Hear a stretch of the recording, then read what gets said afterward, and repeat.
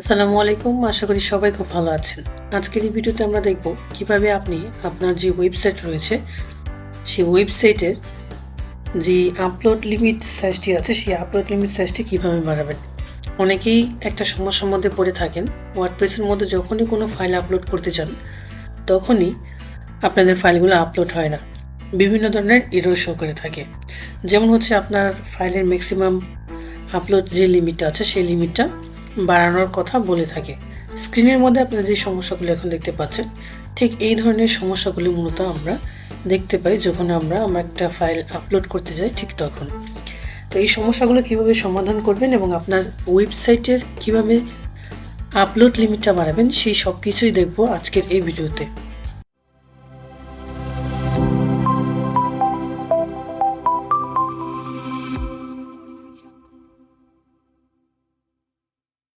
Upload লিমিটটি বাড়ানোর জন্য প্রথমে আপনাকে আপনার cPanel লগ ইন করতে হবে।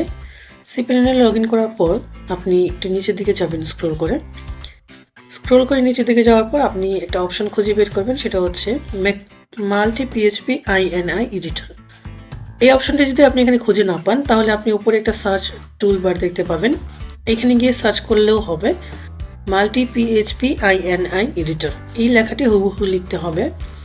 তো এই অপশনটিতে প্রথমে আমরা চলে যাব। অপশনটিতে যাওয়ার পর আপনি এখানে দেখতে পাবেন কনফিগার পিএইচপি INI বেসিক সেটিংসের মধ্যে এখানে সিলেক্ট এ লোকেশন লেখা আছে। প্রথমে আমরা এখান থেকে হোম ডিকশনারি যে অপশনটি আছে এটাকে সিলেক্ট করে দেব এবং স্ক্রল করে নিচে দিকে যাব। স্ক্রল করে নিচে দিকে যাওয়ার পর আপনি এখানে ম্যাক্সিমাম এক্সিকিউশন যে টাইমটি আছে সেটাকে অবশ্যই বাড়িয়ে দেবেন, কারণ অনেক সময় দেখা যায় যে আমাদের এই যে ম্যাক্সিমাম এক্সিকিউশন টাইমটি রয়েছে এটি না বাড়ানো থাকার কারণে আমাদের ওয়েবসাইটের মধ্যে বিভিন্ন ধরনের এরর শো করে থাকে এবং আমাদের অনেক ফাইলে আপলোড করার পরেও ইনস্টল যখন করতে যাই তখন ঝামেলা করে থাকে। তো ম্যাক্সিমাম এক্সিকিউশন টাইমটা আমি এখানে 3000 করে দিলাম। এরপর ম্যাক্সিমাম ইনপুট যে টাইম আছে এটাকে আমি 6000 করে দিলাম। ম্যাক্সিমাম বার্স ইনপুট টাইম যেটা আছে এটাকে এখানে 1000 দেওয়া আছে, আমি এখানে 5000 করে দিলাম। তো এখানে আমি যে নাম্বারগুলো দিয়েছি আপনি আপনার ইচ্ছা মতো নাম্বার দিতে পারেন, তবে অবশ্যই মনে রাখবেন এখানে 1000 2000 এরকম যেন থাকে। এর কম দিলে কিন্তু আপনার সাইটের মধ্যে সমস্যা করতে পারে। এরপর দেখতে পাচ্ছেন এখানে মেমোরি লিমিট যেটা আছে, মানে আমরা আমাদের ওয়েবসাইটে যে ফাইলটা আপলোড করে থাকি সেই ফাইলটাকে আমরা অবশ্যই বাড়িয়ে দিব। আপনার ইচ্ছা মতো আপনি এখানে বাড়িয়ে দিতে পারেন। আমি এখানে 500 করে দিচ্ছি, এটাকেও 500 করে দিচ্ছি আমি। আর যখনই আপনি এখানে সংখ্যা লিখবেন, মানে এই মেমোরি লিমিট আপলোডের ক্ষেত্রে যখন আপনি এই সংখ্যাগুলো লিখবেন অবশ্যই কিন্তু এখানে MG শব্দটা আছে, মানে MG অক্ষরটা আছে, এই অক্ষরটা কিন্তু অবশ্যই রাখতে হবে। এই M দিয়ে মূলত মেগাবাইট বোঝানো হয়, মানে কত MB আপনি আপনার ওয়েবসাইটের মধ্যে রাখতে চাচ্ছেন সেটা এখানে বোঝানো হচ্ছে। তো আপনি যদি কোনো কারণে এখানে M-টা কেটে ফেলেন তাহলে কিন্তু আপনার ওয়েবসাইটের মধ্যে আপলোড লিমিটটা বাড়বে না। তো অবশ্যই আমাদেরকে যেটা মাথায় রাখতে হবে এখানে আমাদের M-টা অবশ্যই রাখতে হবে।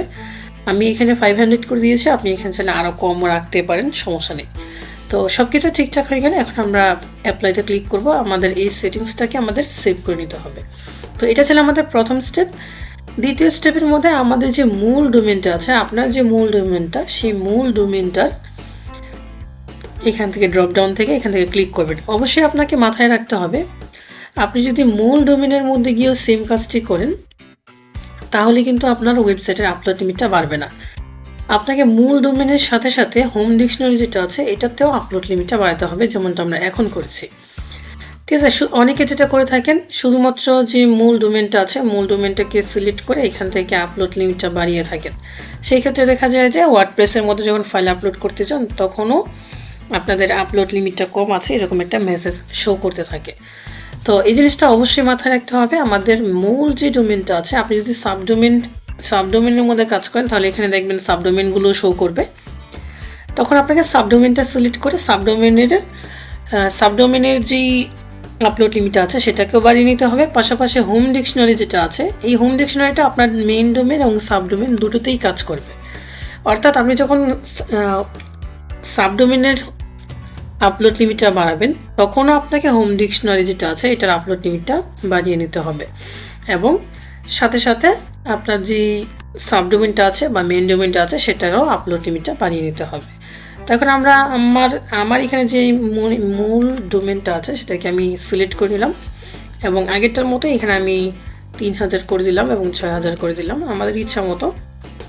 আপনি চাইলে আরও কম বেশি করতে পারেন, সমস্যা নেই। এখানে আমি 500 দিয়েছিলাম, তো আমি এখানেও 500 দিব। তারপর হচ্ছে আপলোড লিমিটটা আমি এখানে এটা 500 না 5000 দিয়েছিলাম। তো এখন আমরা এখানে হচ্ছে আপলোড লিমিটটা 500। আর অবশ্যই কিন্তু মাথায় রাখবেন যে এখানে যখন আমরা মেমোরি লিমিট, তারপর হচ্ছে post maximum size, upload maximum file size, এগুলোর মধ্যে যখন আমরা লিখব শেষে কিন্তু এম দিতে হবে। আবার এগুলোর মধ্যে যদি আমরা এম দিই তাহলে কিন্তু আবার সমস্যা হয়ে যাবে, কারণ এগুলো কিন্তু আমাদের মেগাবাইট না, এগুলো জাস্ট টাইমিংয়ের যে বিষয়টা সেটা। তো এম কোনটার মধ্যে দেবো? এম শুধুমাত্র আমাদের যে মেমোরি লিমিটগুলো আছে সেগুলোর মধ্যে এম দিতে হবে, যেগুলোতে ছিল আগে। আর যেগুলোতে ছিল না সেগুলোতে আবার আমরা যদি এম দিয়ে বসাই দিই তাহলে কিন্তু আমাদের আবার সমস্যা হয়ে যাবে। তো যেখানে এম আছে শুধুমাত্র সেখানেই এম রাখতে হবে, ঠিক আছে, কাটা যাবে না। আমরা এখন অ্যাপ্লাইতে ক্লিক করব। অ্যাপ্লাইতে ক্লিক করার পর আমাদের যে ওয়েবসাইটের যে সেটিংসটা, আপলোড লিমিটের যে সেটিংসটা কিন্তু আমরা সাকসেসফুলভাবে সেভ করে ফেললাম। তো অবশ্যই আপনারা এই যে সেটিংসগুলো এখন দেখালাম, এই সেটিংসগুলো যদি করে নেন তাহলে অবশ্যই আপনাদের ফাইলের আপলোড লিমিটের যে সমস্যাটা সেই সমস্যাটা আর দেখাবে না। আশা করি বুঝতে পেরেছেন কিভাবে আপনার ওয়েবসাইটের আপলোড লিমিটটা বাড়িয়ে নেবেন। ভিডিওটা ভালো লাগলে অবশ্যই একটা লাইক দিবেন, কমেন্ট করে জানাবেন কেমন লেগেছে। আপনার বন্ধুদের সাথে শেয়ার করতে একদমই ভুলবেন না। আপনি যদি এই চ্যানেলে নতুন দর্শক হয়ে থাকেন তাহলে অবশ্যই চ্যানেলটিকে সাবস্ক্রাইব করে পাশে থাকা বেল আইকনটিতে ক্লিক করে রাখবেন এরকম ভিডিও আরও পাওয়ার জন্য। আর ইতিমধ্যে যদি সাবস্ক্রাইব করে থাকেন তাহলে অসংখ্য ধন্যবাদ।